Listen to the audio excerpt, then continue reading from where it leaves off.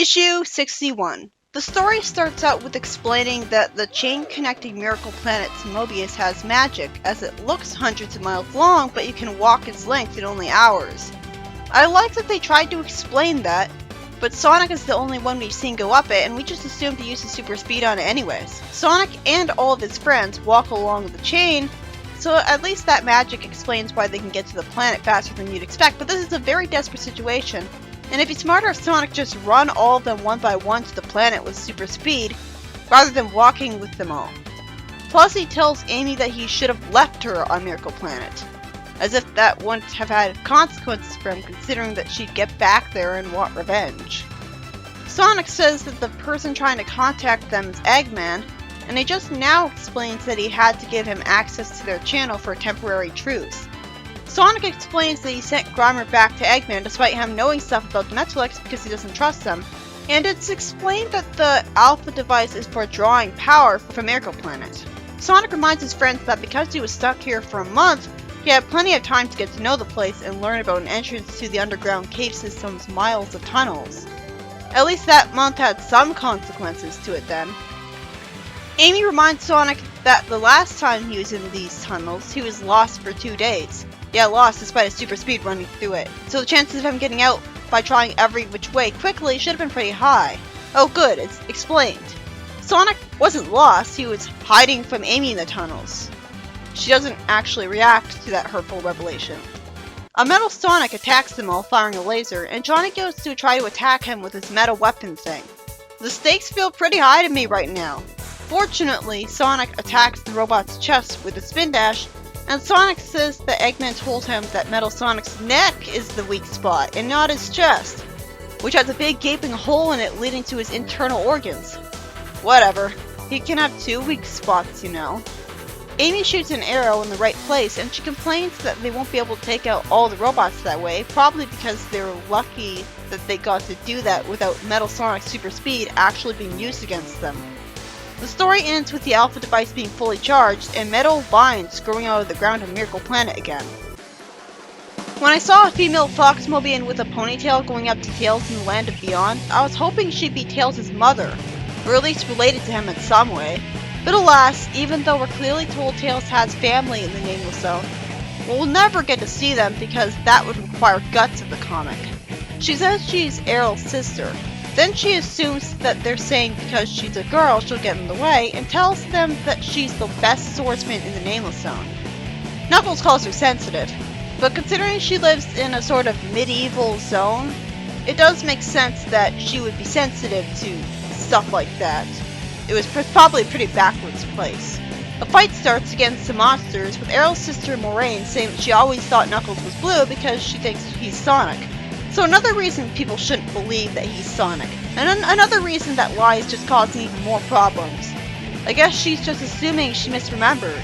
The monster who had kidnapped the 2 Enchanter Kings watches Tails wave his sword in the air through a crystal, and calls him a little two-tailed freak like a bully, and says he'll have his revenge while called a chatterbox by one of the Enchanter Kings.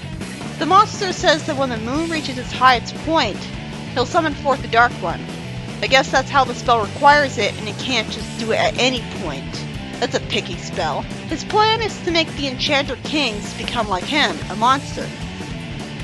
Why? Why would he care? Why would he want them to be stronger? Is he just doing it to annoy people? Then Errol's sister lampshades, "Why do you serve miles per hour? I've been watching you, and you are by far the more powerful." It's questions like these that should really be asked more often and make the lie fall apart. I'm fine with lies, like Tails' normal lie is fun, but this lie is just dumb. Knuckles says that Tails is a lot tougher than he looks, and I guess she's a gullible moron who will buy it despite clearly seeing how Tails is fighting in a dangerous situation. In fact, Tails shows his Antoine-esque cowardice yet again, telling them all to give up. At least she lampshades it and is suspicious. The story ends with even more monsters showing up. In the next story, the Badnik Repair Squad decides to dump the Badniks they rescued on Miracle Planet. They're rescuing Badniks? I thought they were just destroying them. Maybe they did and then put them back together, but it's so confusing. They should just call them robots then. There's no way their destructions weren't killing the people inside the Badniks if they're Badniks. We see Sonic and friends going to Miracle Planet for a temporary base until the planet would vanish again, with Sonic reasoning that all the Badniks had left the zone, as the text box says that the planet only appears for 1 month a year. I thought it was every month. The Badnik Repair Squad can't convince tougher Badniks to return to their previous location that they'd be more comfortable and familiar with, so after one of them wants to hammer them, the woman says they're not worth it and says to go to the Badnik Research and Development Facility for a plan of hers. By the way, the reason I'm not calling these guys by their names is obviously because they don't have real personalities, so they haven't really earned being called by their names. I'd feel dishonest and forced if I did that with these cardboard boxes just to be professional. That rule applies to all my reviews. The hammer guy tells some Badniks to wait for them in a certain place, and the woman says they can use the parts from the latest robot prototypes to repair the damaged Green Hill Zone robots. They'll create special robots to reclaim Green Hill Zone, and then return the tougher Badniks home. Seriously, why are they bothering with this whole convoluted story arc plan when they shouldn't really care about what the Badniks are doing? They have tougher Badniks in Green Hill Zone. Mission accomplished. The hammer guy advises her against messing with prototypes, but he's convinced that they need to do this to avoid getting in trouble, and the story ends with the robots repaired.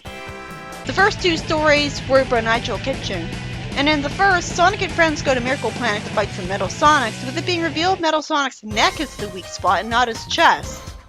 In the second story, Knuckles and Tails meet Arrow's cool tomboy sister Moraine, the best swordsman in the Nameless Zone, and she says Knuckles isn't blue like Sonic and he's clearly the stronger one. If the writing was good, this would lead to her figuring out the truth right away since it's painfully obvious, and they really shouldn't have gone with the lie to begin with instead of just saying who Knuckles really is.